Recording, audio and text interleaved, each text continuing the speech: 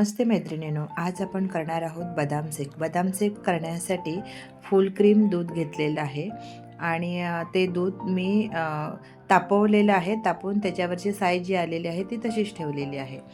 आता आपण परत हे तापायला ठेवूया. आता बदाम हे आपण भिजवून कट करून घेतलेले आहेत आणि थोडे 7-8 बदाम मी साल काढून त्याचं मिक्सरमध्ये फिरवून घेणार आहे. हे बघा, हे अशा मिक्सरमध्ये टाकायचे आणि आधी पहिले न दूध टाकता असेच फिरवून घ्यायचे.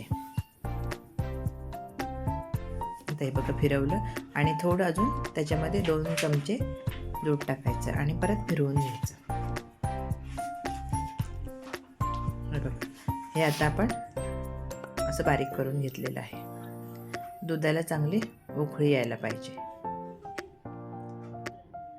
दुधावरच्या साय सकटच मी हे दूध घेतलेलं आहे. बघा, आता एका भांड्यामध्ये कस्टर्ड पावडर घ्यायची. हे बघा, हे छोटे चमचे आहेत.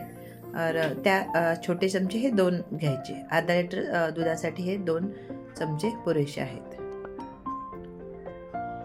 ह्याच्यामध्ये आपण थंड दूध टाकायचं. 2-3 चमचे थंड दूध टाकूया आणि चांगलं हे एका चमच्याने हलवून घ्यायचं. हे बघा, हे चांगले त्याच्यात गुठळी राहता कामा नये असं मिक्स करून घ्यायचं. हे बघा, दुधाला आता उकळी आलेली आहे. आता आपण हे परत हलवून ह्या दुधामध्ये ओतून घेऊयात.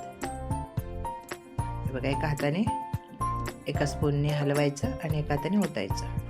आता हे बघा, हे चांगलं मिक्स करून घ्यायचं. एक 15-20 मिनटं चांगलं तापवून घ्यायचं, उकळून घ्यायचं. आता हे बघा, हे जे आपण बदामचं हे केले ना, मिक्स केले ना, बारीक केलेलं बदाम तेही टाकायचं आणि तुमच्या चवीनुसार साखर टाकूया. तुम्हाला जशी आवडेल तशी साखर टाकू शकता. कमी जास्त जसं गोड हवं असेल तसं टाकायचं.